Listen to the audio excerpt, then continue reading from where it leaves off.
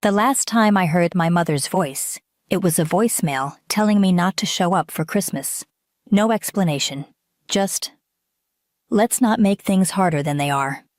That was 8 years ago, so when her name lit up my phone on a random Tuesday afternoon, I didn't answer. I just stared at the screen until it went dark again. 5 minutes later, a text followed. We need to talk. It's urgent. About the estate. Estate. Not family, not me. The estate. I didn't reply. But something told me I'd hear from them again. I was right. That evening, I got a second message, this time from my brother Ethan. Cold as always. Professional. Like I was a stranger he was emailing from HR. There's a dispute over the trust. Your name came up. Can we meet? My name. The same one they'd scrubbed off every record, photo, and family group chat. The name they left off wedding invitations and Christmas cards. The name that, until this moment, had been dead to them. I said yes. Not because I wanted to see them. I just wanted to know how bad it had gotten if ghosts like me were being summoned. We met in a glass-walled office downtown. Neutral ground. Too clean to hold any truth. My mother was already seated, dressed in a beige blazer and rehearsed remorse. Ethan sat beside her with a legal pad, flipping pages like he was managing a board meeting. No hugs, no how have you been, just, there's a technicality in the will. You're still listed on the historical trust as a conditional heir. We just need you to verify a timeline. It won't take long. I looked at them. Two people who had cut me off like I was a typo in their legacy. And for the first time in years, I smiled. Interesting, I said. You buried me, but I see I'm still useful on paper. I wasn't always the invisible one. There was a time when my mom used to tell people I was the quiet achiever. I got straight A's. I played cello. I never missed curfew. I was the kid who made things easy. Then came the trust fund. It was my grandmother's idea. Her way of setting up each grandchild with something for later.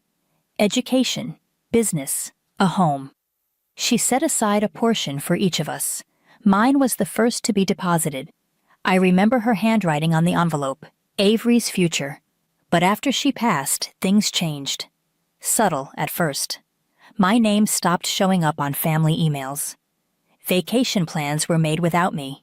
My mother would glance past me during dinner conversations like I'd interrupted something. Ethan got louder, more involved. He called himself the executor, like it was a title he'd earned. One night, I came home from college for break and found my room stripped bare. Furniture gone. Art on the floor. My mother was already turning it into a yoga space. It's just easier this way, she said, as if I'd been slowly dissolving and she was merely responding to gravity. That same week, I saw a bank statement on the kitchen counter, just long enough to notice my trust fund listed under a different name. When I asked about it, my father shut his laptop and said, "You're being dramatic." I wasn't. I started digging. Quietly. I printed every document I could access, screenshots, bank transfer logs, copies of notarized forms my grandmother had signed. I stored everything in a digital archive, time-stamped, encrypted. That was the beginning of the end. The night they cut me off wasn't a scene. No screaming, no suitcase on the porch. It was colder than that. My father simply said, "This house doesn't carry dead weight." And just like that, my number was blocked. My college tuition payments vanished. The financial aid office flagged my records as unconfirmed funding. When I called to ask what happened, they said, "Your family rescinded authorization." I sent emails. I tried writing letters. Nothing. Friends I'd grown up with stopped replying. One even told me, "Your mom said you had a breakdown, that you ran away." I hadn't run. I'd been erased. Eventually, I stopped trying. I moved to a basement apartment in a different state, took a job reviewing old municipal records for an archival firm. The work was slow, methodical, quiet. It suited me. I kept documenting everything, not for revenge, just because it was the only thing I could control. Over time, I learned how to live without being seen, how to pay rent without a cosigner, how to rebuild credit from nothing. How to research case law in 4 different states. I didn't post, I didn't call. But I watched, and I remembered. I remembered that money doesn't vanish. It just finds new owners. I remembered that signatures can be traced, that notarizations are public, that family history, no matter how buried, still leaves paper trails. They thought cutting me out meant I'd disappear. What they forgot is, I knew how the legacy was built. And now I know exactly where it cracks. After that meeting in the glass office, I didn't go home. I walked 3 blocks to a quiet cafe, opened my laptop, and started pulling up files I hadn't looked at in years. They wanted me to verify a timeline. I decided to verify everything. First, I logged into the document vault where I'd been saving records since the day I left home. Over 400 entries. Labeled, dated, backed up twice. Every tuition withdrawal, every shift in the trust, every notarized letter from my grandmother. I hadn't collected them for this moment, but now I realized this moment had been collecting me. The next day, I called in sick and drove to the county clerk's office. Historical trusts are legally unique. My grandmother's estate had been preserved under a preservation agreement because the land contained architectural remnants tied to early regional settlement. That meant the inheritance was subject to oversight. Not just from the family, but from the Historical Preservation Foundation, a state-level nonprofit that monitored usage. I asked for the public filings on the Devereaux Trust, the name of the umbrella fund that held our family property. The clerk raised an eyebrow, asked for ID. I showed her my business card instead. Independent researcher, estate analyst. She handed me a USB drive with 32 documents. It didn't take long to find it. A scanned declaration dated 5 years ago, titled, Statement of Heir Withdrawal.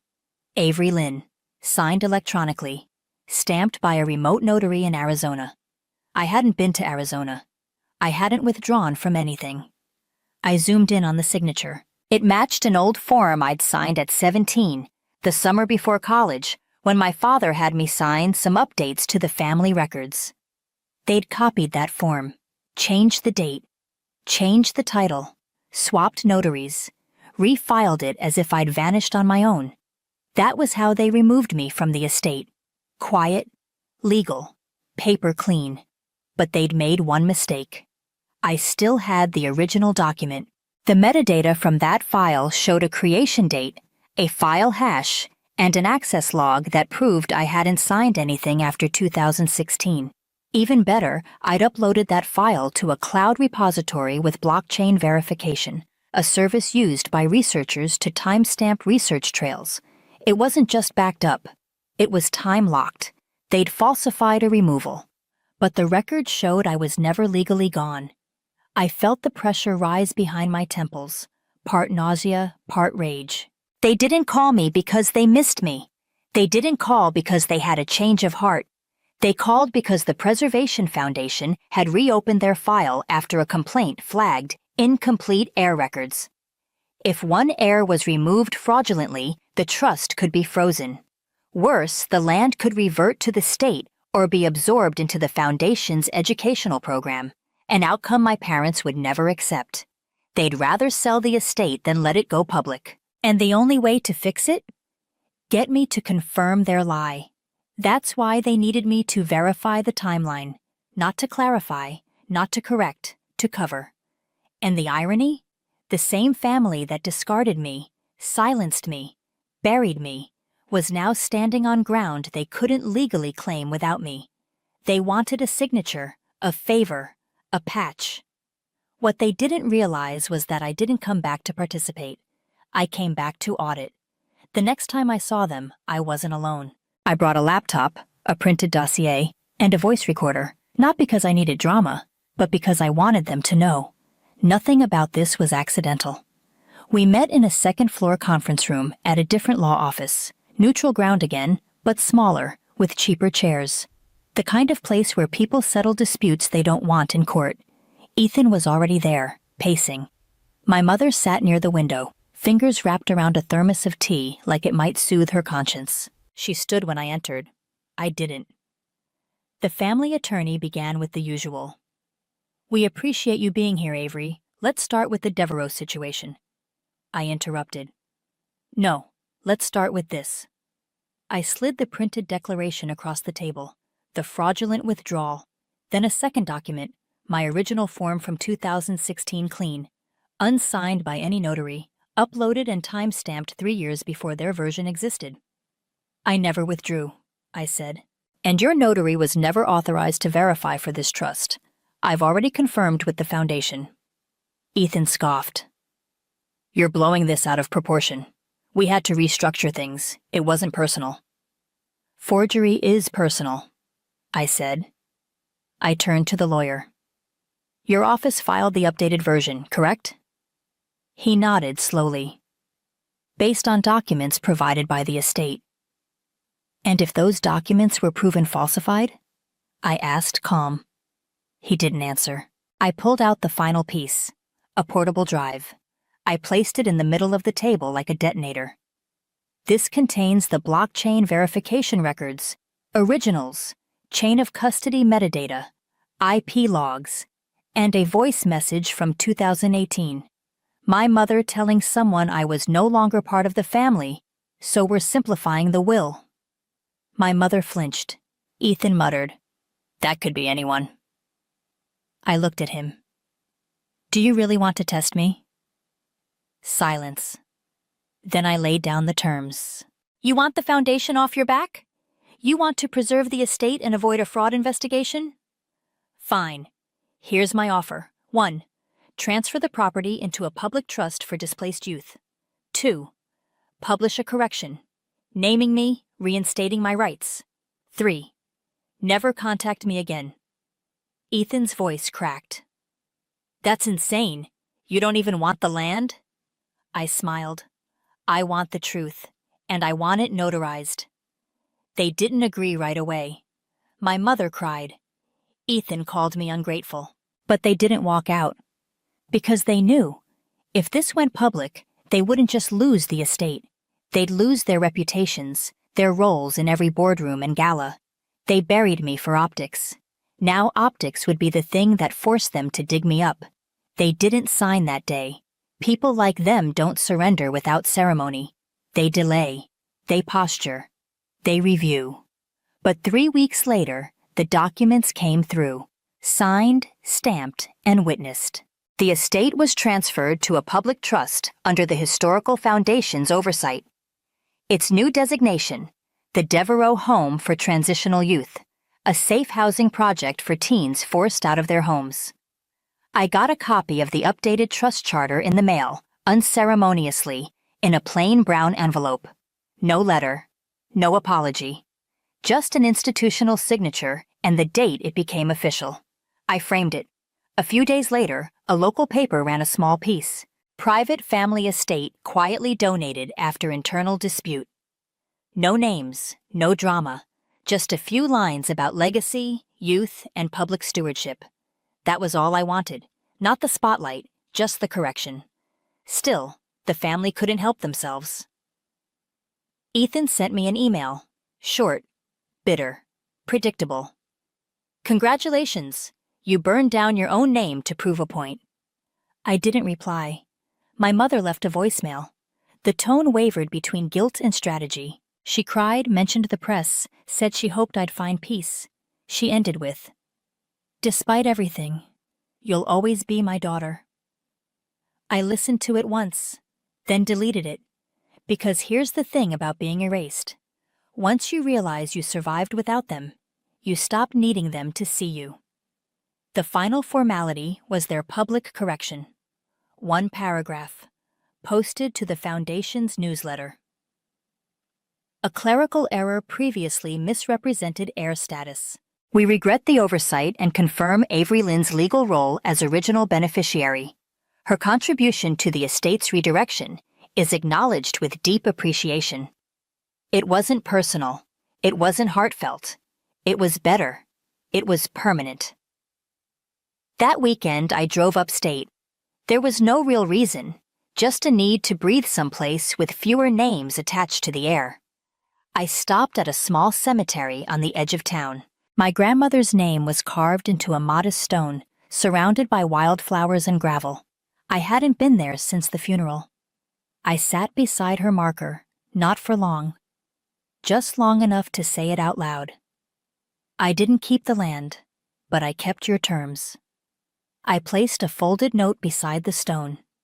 Inside it were the 3 original documents: her trust conditions, my notarized form, and the letter they tried to replace.